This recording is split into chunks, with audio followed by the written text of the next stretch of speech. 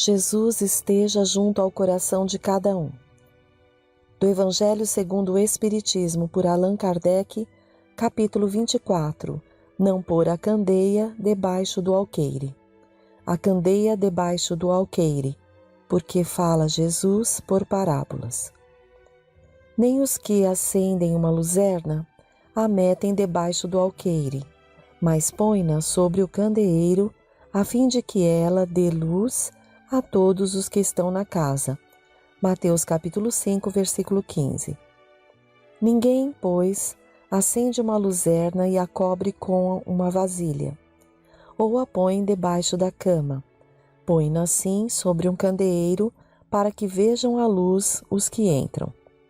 Porque não há coisa encoberta que não haja de ser manifestada, nem escondida que não haja de saber-se e fazer-se pública. Lucas capítulo 8, versículos 16, 17.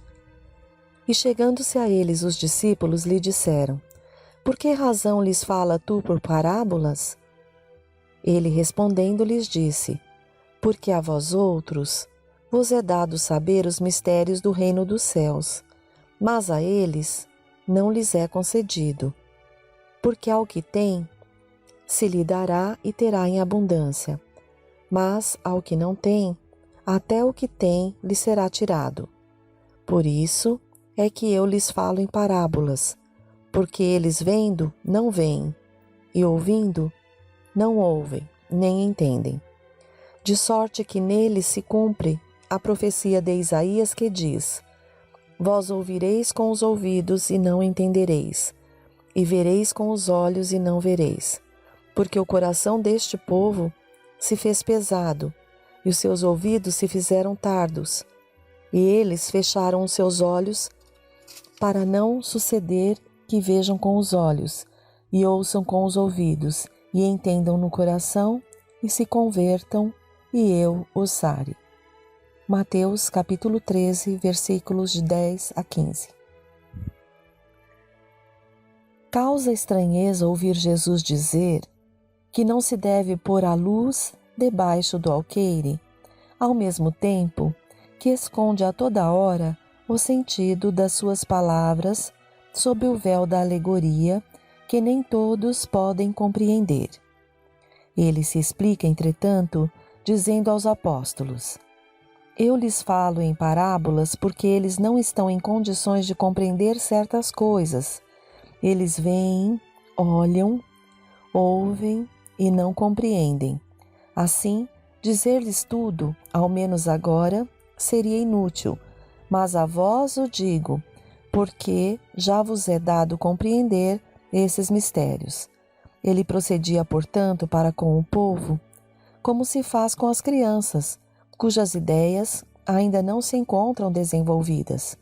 Dessa maneira, indica-nos o verdadeiro sentido da máxima: não se deve pôr a candeia debaixo do alqueire, mas sobre o candeeiro, a fim de que todos os que entram possam vê-la. Ela não diz que tenhamos de revelar inconscientemente todas as coisas, pois todo ensinamento deve ser proporcional à inteligência de quem o recebe, e porque há pessoas que uma luz muito viva pode ofuscar sem esclarecer. Acontece com os homens em geral o mesmo que com os indivíduos. As gerações passam também pela infância, pela juventude e pela madureza. Cada coisa deve vir a seu tempo, pois a sementeira lançada à terra fora de tempo não produz. Mas aquilo que a prudência manda calar momentaneamente, cedo ou tarde deve ser descoberto, porque, chegando a certo grau de desenvolvimento, os homens procuram por si mesmos a luz viva. A obscuridade lhes pesa. Como Deus lhes deu a inteligência para compreenderem e se guiarem entre as coisas da terra e do céu, eles querem racionalizar a sua fé. E então, que não se deve pôr a candeia debaixo do alqueire, pois sem a luz da razão a fé se enfraquece. Se a providência, portanto, na sua prudente sabedoria, não revela a verdade senão gradualmente, é que a vai sempre desvelando à medida que a humanidade amadurece para recebê-la. Ela mantém a luz em reserva e não debaixo do alqueire. Mas os homens que a possuem em geral só a ocultam do vulgo com a intenção de dominá-lo. São esses os que põem verdadeiramente a luz debaixo do alqueire. É assim que todas as religiões sempre tiveram os seus mistérios, cujo exame proíbem. Mas enquanto essas religiões se atrasavam, a ciência e a inteligência avançaram e romperam o véu misterioso. O povo, que se tornou adulto por assim penetrar o fundo das coisas, e então rejeitou na sua fé o que se mostrava contrário à observação. Não podem subsistir mistérios absolutos nesse terreno, e Jesus está com a razão quando afirma que não há nada secreto que não deva ser conhecido. Tudo o que está oculto será descoberto um dia, e o que o homem ainda não pode compreender sobre a terra lhe será progressivamente revelado nos mundos mais adiantados, na proporção em que ele se purificar. Aqui na terra, ainda se perde no nevoeiro. Pergunta-se que proveito o povo poderia tirar dessa infinidade de parábolas cujo sentido estava oculto para ele. Deve notar-se que Jesus só se exprimiu em parábolas sobre as questões de alguma maneira abstratas da sua doutrina. Mas, tendo feito da caridade e da humildade a condição expressa da salvação, tudo o que disse a esse respeito é perfeitamente claro, explícito e sem nenhuma ambiguidade. Assim, devia ser, porque se tratava de regra de conduta, regra que todos deviam compreender para poderem observar. Era isso o essencial para a multidão ignorante, a qual se limitava a dizer: eis o que é necessário para se ganhar o reino dos céus. Sobre outras questões, só desenvolvia os seus pensamentos para os discípulos.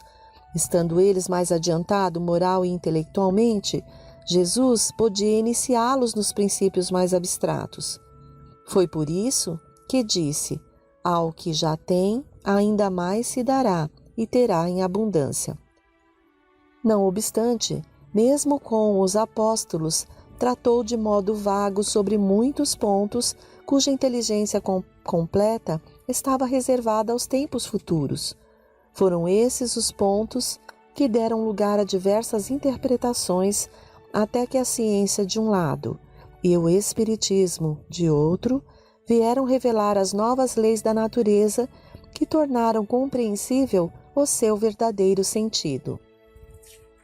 O espiritismo vem atualmente lançar a luz sobre uma porção de pontos obscuros, mas não o faz inconsideravelmente. Os espíritos procedem nas suas instruções com admirável prudência. É sucessiva e gradualmente que eles têm abordado as diversas partes já conhecidas da doutrina, e é assim que as demais partes serão reveladas no futuro, à medida que chegue o momento de fazê-las sair da obscuridade. Se a houvessem apresentado completa desde o início, ela não teria sido acessível senão a um pequeno número e teria mesmo assustado aqueles que não se achavam preparados, o que seria prejudicial à sua propagação. Se os espíritos, portanto, ainda não dizem tudo ostensivamente, não é porque a doutrina possua mistérios reservados aos privilegiados, nem que eles ponham a candeia debaixo do alqueire, mas porque cada coisa deve vir no seu tempo oportuno. Eles dão a cada ideia o tempo de amadurecer e se propagar antes de apresentarem outra, e aos acontecimentos o tempo de lhes preparar a aceitação. Essas palavras aqui interpretadas e nos explicadas aqui através de Allan Kardec, nos esclarecem essa evolução do conhecimento que nos chega, essa bênção que é agora o Espiritismo e a ciência, nos fazendo compreender, porque já temos condição, a nossa importância, a nossa responsabilidade diante do universo como um todo.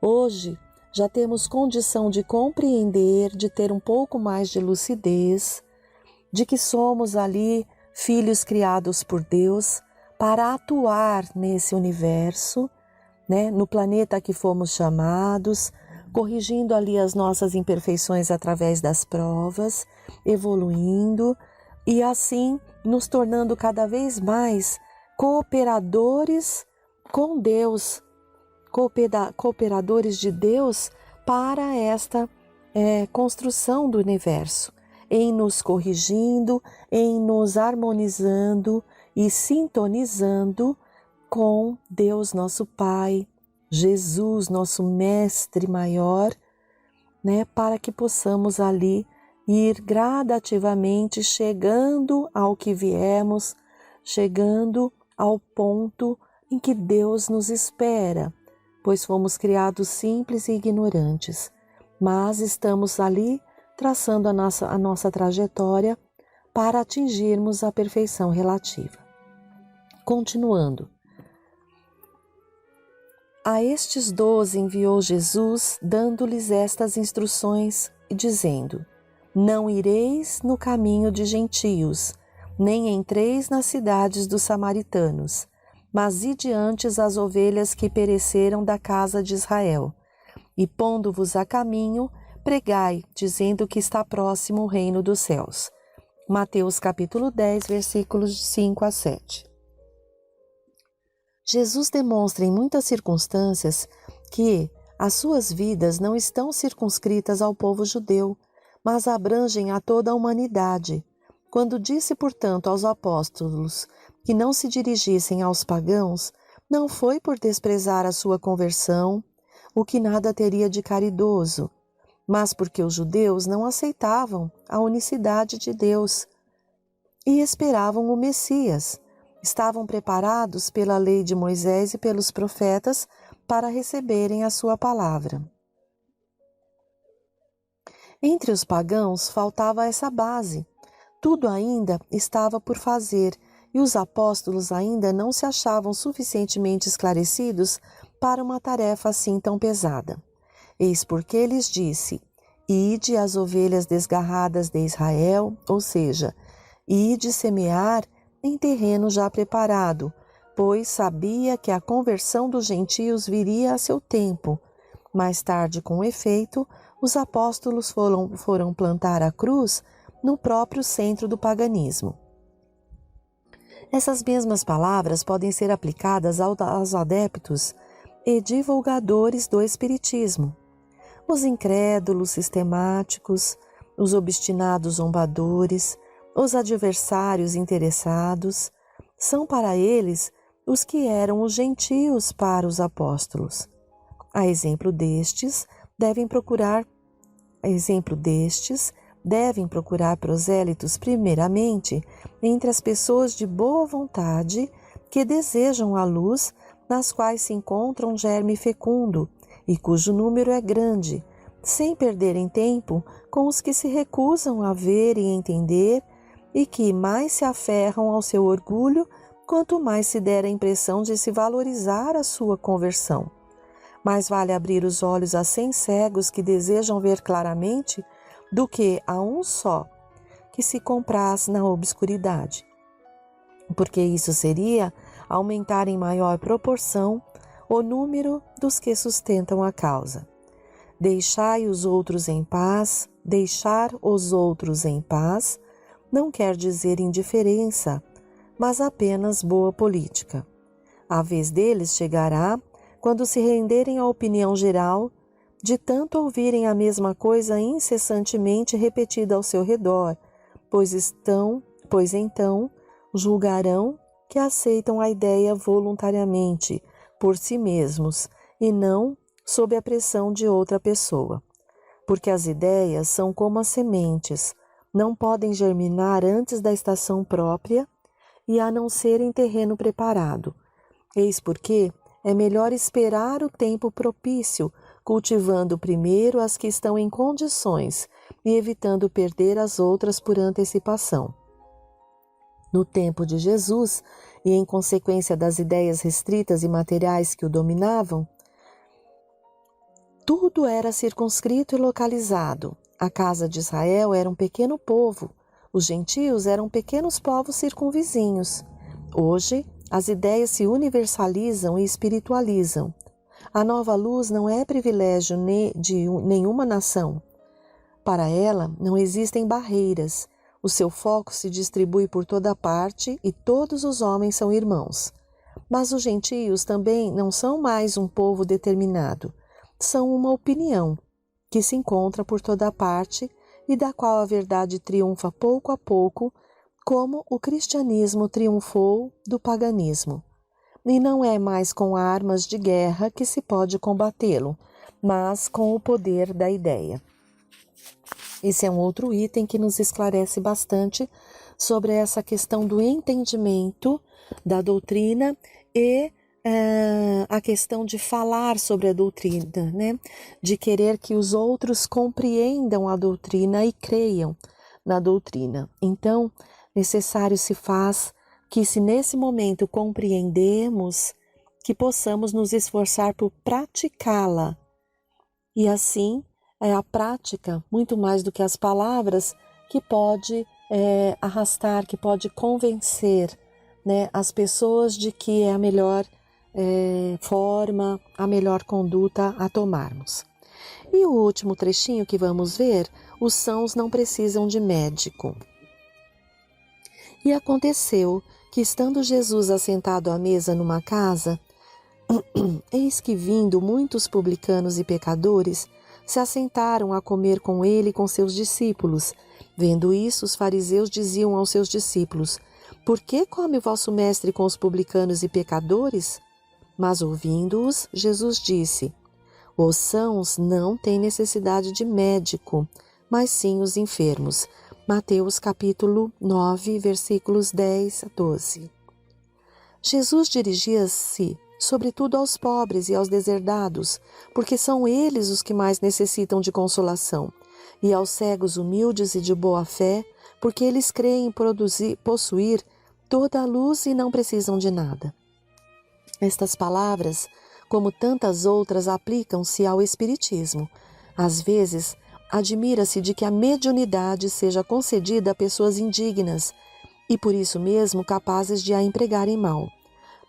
Costuma-se dizer, que uma faculdade tão preciosa deveria ser atributo exclusivo de pessoas de maior merecimento. Digamos de início que a mediunidade é inerente a uma condição orgânica, de que todos podem ser dotados, como a de ver, ouvir e falar. Não há nenhuma de que o homem, em consequência do seu livre-arbítrio, não possa abusar. Ora, se Deus não tivesse concedido a palavra, por exemplo, senão aos que são incapazes de dizer coisas más, haveria mais mudos do que falantes. Deus outorgou as faculdades ao homem, dando-lhes a liberdade de usá-las como quiser, mas pune sempre aqueles que delas abusam. Se o poder de comunicar-se com os espíritos só fosse dado aos mais dignos, qual aquele que ousaria pretendê-lo? E onde estaria o limite da dignidade e da indignidade? A mediunidade é dada sem distinção, a fim de que os espíritos possam levar a luz a todas as camadas, a todas as classes da sociedade, ao pobre como ao rico, aos virtuosos para os fortalecer no bem e aos viciosos para os corrigir. Estes últimos não são os doentes que precisam de médico?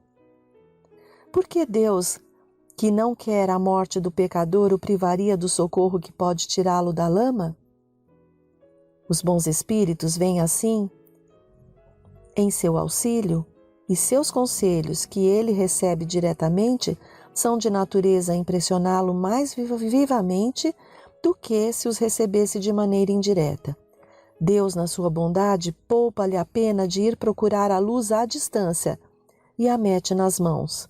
Não será ele bem mais culpado se não atentar para ela?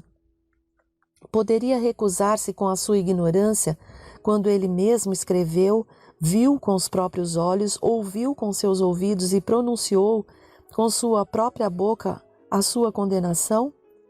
Se ele não aproveitar, então será punido com a perda ou a perversão da sua faculdade, de que os maus espíritos se apoderarão para o obsedar e enganar, sem prejuízo das aflições comuns com que Deus castiga os servos indignos e os corações endurecidos pelo orgulho e egoísmo.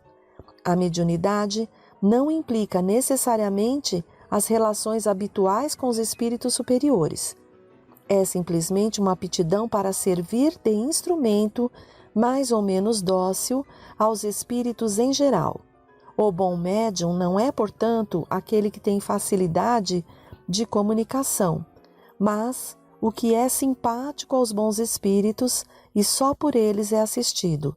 É nesse sentido unicamente que a excelência das qualidades morais é de importância absoluta para a mediunidade. Agradeçamos pelas palavras, que possamos refletir sobre esses ensinamentos. Até o próximo encontro.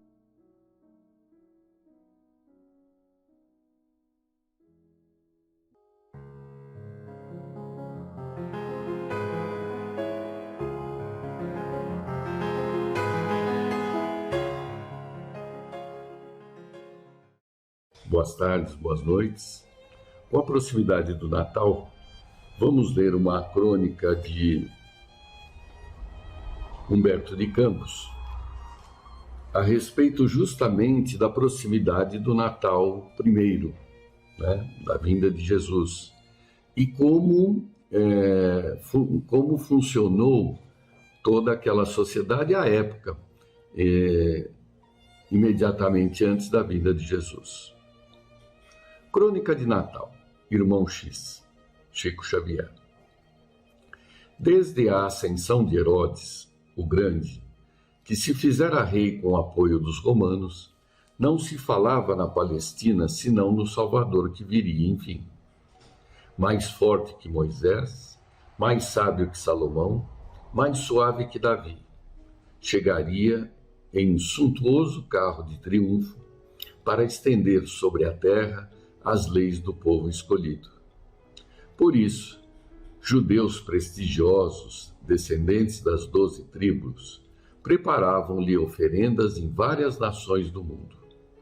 Velhas profecias eram lidas e comentadas na Fenícia e na Síria, na Etiópia e no Egito. Dos confins do Mar Morto às terras de Abilena, tumultuavam notícias da suspirada reforma, e mãos hábeis preparavam com devotamento e carinho o advento do Redentor. Castiçais de ouro, de prata, eram buriladas em Cesareia, tapetes primorosos eram tecidos em Damasco. Vasos finos eram importados de Roma, perfumes raros eram trazidos de remotos rincões da Pérsia. Negociantes habituados à cobiça cediam verdadeiras fortunas ao Templo de Jerusalém, após ouvirem as predições dos sacerdotes. E filhos tostados do deserto vinham de longe trazer ao santuário da raça a contribuição espontânea com que desejavam formar nas homenagens ao celeste renovador. Tudo era febre de expectação e ansiedade. Palácios eram reconstruídos, pomares e vinhas surgiam cuidadosamente podados. Touros e carneiros, cabras e pombos eram tratados com esmero para o regozijo esperado. Entretanto, o emissário divino desce ao mundo na sombra espessa da noite. Das torres e dos montes hebreus inteligentes recolhiam a grande notícia. Uma estrela estranha rutila no firmamento. O enviado, porém, elege pequena manjedoura para seu berço de luz. Milícias angelicais rejubilam-se em pleno céu. mas nem príncipes, nem doutores, nem sábios e nem poderosos da terra lhe assistem à consagração comovente e sublime. São pastores humildes que se aproximam, estendendo-lhe os braços. Camponeses amigos entregam-lhe gotas de leite alvo. E porque as vozes do céu se fazem ouvir, cristalinas e jubilosas, cantam eles também. Glória a Deus nas alturas, paz na terra, boa vontade para com os homens. Ali, na estrebaria singela, estão ele e o povo. E o povo com ele inicia uma nova era. É por isso que o Natal é a festa da bondade vitoriosa, lembrando o reino divino que desceu da glória à manjedoura, reparte com teu irmão tua alegria e tua esperança, teu pão e tua veste. Recorda que ele, em sua divina magnificência, elegeu por primeiros amigos e benfeitores aqueles que do mundo nada possuíam para dar, além da pobreza ignorada e singela. Não importa sejas, por enquanto, terno e generoso para com o próximo somente um dia. Pouco a pouco, aprenderás que o espírito do Natal deve reinar conosco em todas as horas de toda a nossa vida. Então, serás o irmão abnegado e fiel de todos, porque em cada manhã ouvirás uma voz do céu a sussurrar-te sutil: Jesus nasceu, Jesus nasceu. E o Mestre do Amor terá realmente nascido em teu coração para viver contigo eternamente. Muito interessante essa crônica, pois, primeira coisa, se destaca que não era segredo a vinda de Jesus à Terra. Porém, a forma de recepcioná-lo é que distinguia, né? Como nós ainda hoje temos o vício de nos apegarmos às aparências, esquecemos, né, que a obra de Deus ela é íntima, ela é própria de cada um, né? Daí a importância de, nessa primeira lição de Jesus na Terra, que é a humildade do seu nascimento, imitarmos a sua postura, buscando sempre nos aproximar dos mais necessitados, porque também somos assim vistos em relação à evolução pela qual passamos. E para continuar, né, emendando, como vocês sabem, né, o Humberto de Campos, ele é autor do livro Coração do Mundo, Pátria Brasil, Coração do Mundo, Pátria do Evangelho, denotando que o Brasil hoje, né, no presente, representa a expectativa de Jesus justamente na implantação desse Natal diário na vida de todos os habitantes da Terra. E aproveitamos aqui para ler uma crônica de Bezerra de Menezes, se referindo justamente ao Brasil e se referindo ao que seria o toque de recolher, que ele chama a crônica. Por que toque de recolher?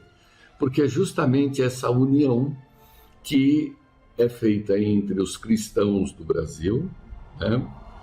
Não só os espíritas, para que entendam que a vinda do novo milênio, né?